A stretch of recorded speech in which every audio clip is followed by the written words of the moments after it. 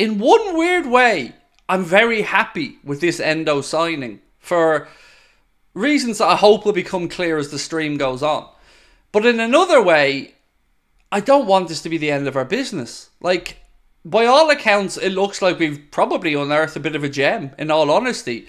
And I think he'll come in and he'll be well liked around the club. I think he'll be full of enthusiasm and energy. But there is something to be said for making a statement as well, right? And going out there and really showing people you mean business. So as much as I'm happy to welcome Endo to our beloved football club, I do want us to do more business. So I guess, Mr. Gary Producer, the first question for tonight's first poll would be, do you guys think that this is the end of Liverpool's summer transfer business? I don't, personally, but that's more out of hope than information, really. Look, Endo's a great deal. And look, the more I read in about Endo, the more I'm falling in love with the dude already. He just seems like he has an infectious attitude. Like, he works really hard. He's really honest. He's loved by the Stuttgart fans. They're very sad to see him go. And, you know, I'm excited. But I'm also nervous because as much as I said he's versatile, as much as I've said he's loved by the Stuttgart fans, that makes me think, well, if Klopp thinks he can play DM, he can play midfield, he can play left centre-back, he can play full-back, is this a worrying thing?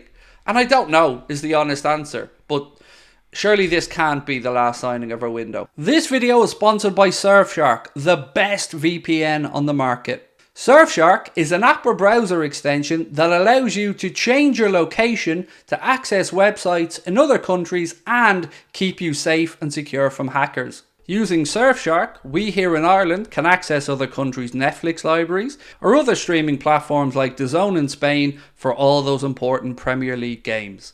Surfshark keeps you safe and private by protecting everything you do online. Everything. When your device connects to the internet, all that information is, in a way, blurred out. Surfshark is particularly useful for keeping you safe from being hacked if you use public Wi-Fi. Let's say you're in a cafe, you're at college, you're out and about, they've got you covered. Surfshark allows you to use one subscription on unlimited devices, meaning you can share your account with friends or family or that neighbour who's a little bit cheap. On top of all of this, Surfshark offers a 30-day money-back guarantee. You can also upgrade to Surfshark One, which includes the VPN, an alert system for breaches related to your data, such as emails and credit cards, and an antivirus software for your desktop. Our sign-up offer gives you Surfshark VPN for a little over €2 a month, and you'll get an additional 3 months free. Simply scan the QR code on screen right now or use the link in the description and enter the code Anfield Agenda at checkout. Now, we are going to talk about two main people tonight, and that's Amrabat and Doucouré. And truth is, guys, I can't decide which one of the links I believe more. And that's the God's honest truth. There's a lot of stuff coming from the Italian side about Amrabat, and do you know what, in all honesty, there's a lot of stuff coming from the United fans about Liverpool and Amrabat, and United fans probably have some good sources on the Amrabat stuff because they've been following him all summer. So I truly don't know if that's just his side angling for a move and Liverpool are looking at Doucouré, or if Amrabat's realistic. I really don't know, and that's before we speak about Gravenberch as well. I think what I've been able to ascertain today, I don't think Palhinha is going to be a realistic option now that we've brought in a 30-year-old. We've got a bit more experience in the squad, and I think it makes more sense now that we look for somebody 25 and below for another signing. Brandon Swanez, welcome mate to Anfield Agenda FC, appreciate you. We should get both, said Da Speed. Buy them both, said Paul Davies. What about Kone, or Kone I think you meant to say? I've not seen anything on him since the start of the window. You know, I know he's picked up the injury, but I think he's back training. Just don't know much about Liverpool's interest in him at this point. I'm pretty confident we won't see a full or a centre-back though. Based on this guy being able to play centre-back, whatever about another midfielder, I'd be very surprised if Liverpool sign another centre-back. And on that actually, Inacio, he signed that new deal with Sporting today. You may or may not have been aware of that. And it includes a higher release clause. That release clause now is €60 million for him. So clearly, it is not going to something Liverpool are going to do. We would have done it at 45. There's no way we're going to go in now that he's a €60 million release clause and he signed a new deal. That's that one out the window, whichever way we want to look at it. People saying good, no Palhinha. Have you ever watched them? Honestly, Palhinha is better than every other one of these midfielders we're talking about. He's better than Doucouré. He's better than Amrabat. He's better than Gravenberch. Yeah, and Amrabat's 27, as people are pointing out. So that link, that's another reason why the link doesn't make sense to me. Because if you're willing to spend money on him, spend it on Palhinha, who's a better player. He's a far better player than Amrabat. In a weird way, I think our chances of signing a player from Crystal Palace today have increased massively. What I mean by that is, you may or may not have seen this, but Olise, he won't be going to Chelsea. He has signed a new deal at Crystal Palace. Now, there's a little bit of speculation about how this came about. Some people think that Crystal Palace had a bit of a dossier on Chelsea to show that he was being tapped up. But either way, the player has committed his future to Crystal Palace. So I think now there's a better chance of us going to Palace for a signing, because they potentially were going to lose him and now they're not, so maybe they will be more receptive of an offer for a Doucouré or a Marquet. I still disagree with you, my friend, on a DM being less of a priority. Endo's great and I'm sure he'll do a job, but I'd still like to see us bring in another accomplished DM, whether it's a Doucouré or somebody else. But as you said, Marquet, no questions about him. He's a very good player. Who do you think will sign? So the favourites with the bookies for us to sign at the minute is Doucouré. We're 1-2 on. So basically, if you put a tenner on and he signs, you'd win a fiver. So it's a pretty good indicator, but it is only that. Look, if I'm a betting man, I think Doucouré is the one. I think if Liverpool are going to do something over the next 14 days, that's the one I think. As much as I still stand over Palhinha being the better player, I do fully understand why the club would look at the whole package for Doucouré, his age. And bringing in Endo, that could also be an indicator that we have potential cover there for the AFCON. Because right now, if I'm not mistaken, the only member of our squad that would be away for the AFCON would be Mohamed Salah. And obviously, if we signed Doucouré, I think he's an Ivory Coast international. So he'd be off for the AFCON. So maybe this is where Endo comes in. Maybe he's a bit of cover as well to just make sure if anything happened to Stefan, or if he wasn't, progressing as much as he was last year, maybe we've got a bit of cover there as well. It seems like a very clever signing. It really, really does. It seems like a very astute piece of business for me from Liverpool. And I think we're going to love this dude. I'm already all in on Endo. Everything I read up about him just makes you root for the guy.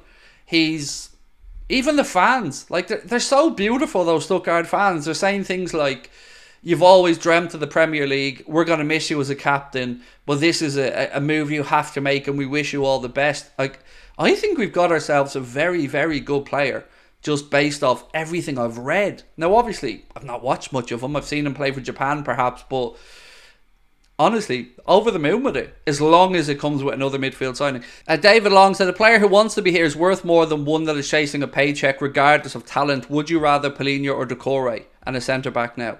I want Palhinha, but the sensible signing's Doucouré. And I understand that. But I still stand over, if we want to make the most of Klopp's 3 years that he has left, this season and 2 more, we need to have players who can do it from now.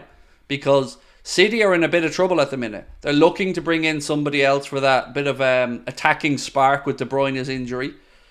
We've seen Arsenal lose Jurgen Timber with either an ACL or something to do with a ligament in his knee. We've also seen injuries popping up to other players, and we have a chance to start the season well.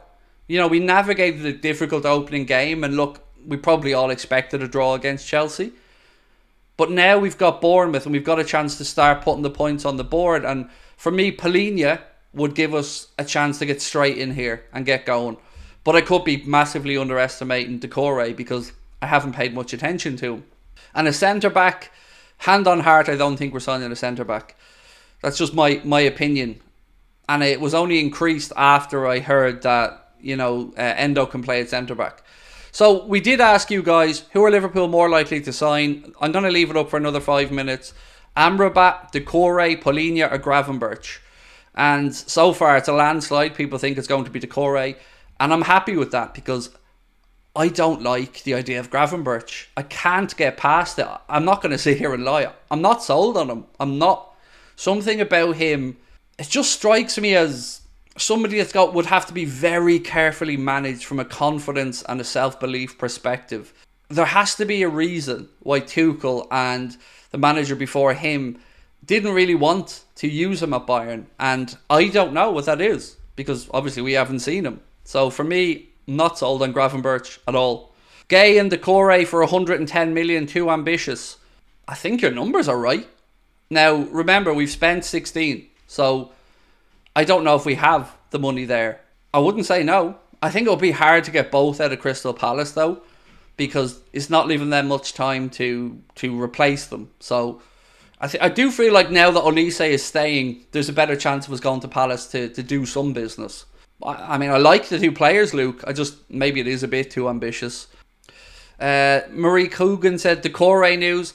I'm very reticent to say it'll happen, but everything that's happened over the past 24 hours, including Olise staying at Palace, makes me feel that Palace are going to be more receptive to an offer. And I think we're going to sign him. That's my gut feeling. But I've had a gut feeling this window on a couple of things that haven't come true. So I feel like he's the one. And I think we'll probably end up paying somewhere between 48 and 60. And I don't know which one or what the number is. Because some people think he has a release clause. I truly don't know if he has a release clause or not. Liverpool remain in contact with Fluminense for Andre and have told the Brazilian side that they want to add the midfielder in 2024. Fee of £17 million discussed and a 20% sell-on clause wanted to be included.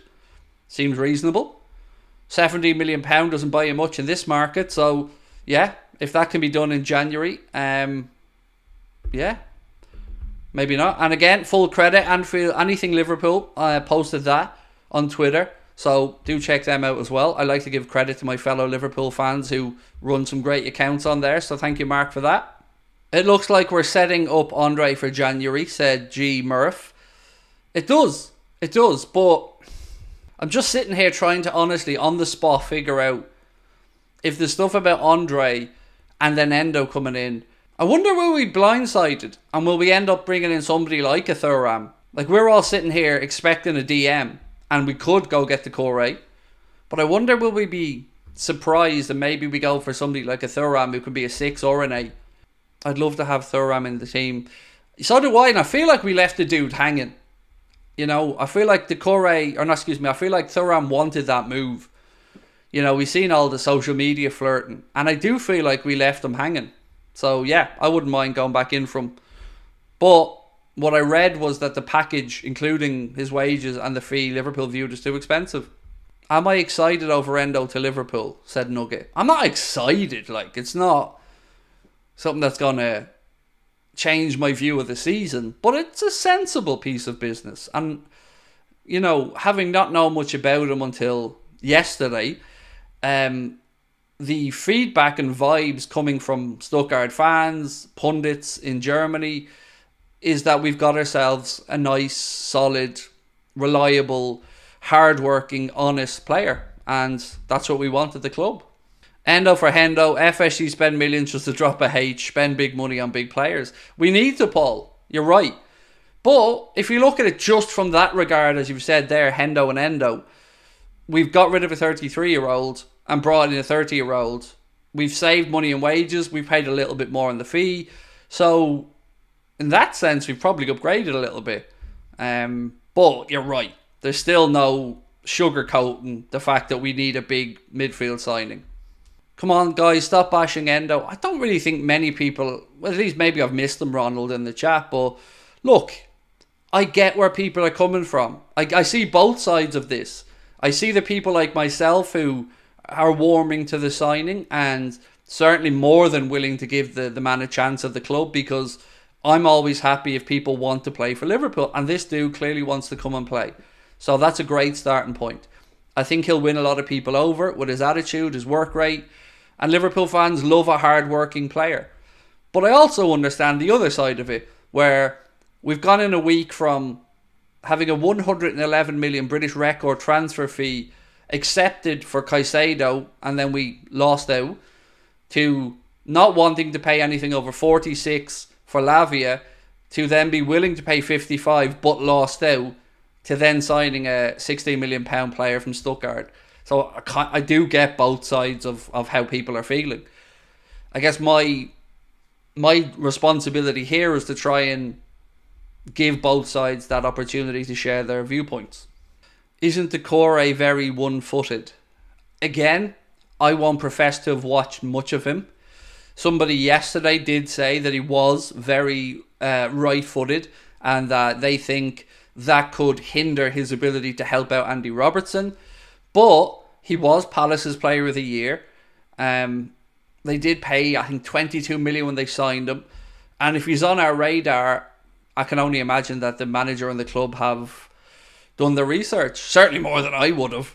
Mick Anderson said, my problem with Endo, Forest going for Fofana for 35. As I said, Mick, if you found out tonight that we were going to sign Doucouré tomorrow, would that make you happier? Because it certainly would me. And I don't know much about the dude Fofana. I don't watch much French football. I know that there are some very underrated players playing the trade, because I do have some friends that watch a lot of Ligue 1, but I don't know. I think Liverpool just want somebody with Premier League experience at this point, and it looks like it's going to be Doucouré. I hope it's not Gravenberch. Why should we get the guy that doesn't even play full season for Bayern? Exactly. It just feels like a cheap option for me, mate. I've said all along, never been convinced by Gravenberch. There's ability there. Of course there is. When I watched that under 21 Euros and I watched them playing, I wanted him to be head and shoulders above everybody else in that midfield or on that pitch. And he wasn't. There was glimpses of it at times, but ultimately he was part of a Dutch team that failed badly. Another thing that makes me very wary of him is it's not just one, it's two managers at Bayern Munich that haven't really been interested in him. And you got to ask yourself why. Why wouldn't they want a young player? Pardeep said, I'm fed up to my teeth. What of? It's frustrating, dude. It is. Like, this isn't the way we expected this window to go. And somebody has to be held accountable for it, because, yes, it's still rescuable, but to have 18 months, 12 months minimum to plan this window, and for it to have unravelled the way it has so quickly, leaves questions to be answered. Now, I don't buy this guff, this nonsense, this waffle from Klopp or anybody else at the club about Fabinho being a surprise. Hendo, I'll give you as a surprise to leave. I was talking about Fabinho leaving a month before that bid came in. And if I knew, you bet your backside the club knew. Because there was loads of chatter that Nuno wanted him because he had him at Rio Ave in Portugal, and that he wanted to bring him over there. So I don't buy this from Klopp or the club that took them by surprise. Nonsense. I'm not having it. Baffles me why we ain't going for Barella, said Tom Selby. I think a lot of us are confused as to why a player that was apparently at the end of the season, there was all the media were like, Barella's the one, probably City will go for him, Liverpool might look at him, clubs all around Europe going to be knocking on Inter's door, but nothing. Tonali moved, but Barella's still there. Do you know what? I'm going to rewind back. If there's one signing in this window I'm annoyed about from Liverpool's perspective that we didn't look at it, it's Ugarte. That was the one. You've got the Darwin connection. You've got the fact that he was available, and PSG came in and got him, and that bugged the shit out of me. I couldn't register why. Couldn't get my head around it. It seemed like the perfect one. I love a steely Uruguayan mentality. And we've got Darwin, and I don't understand it. I don't get it. Why didn't we go for him?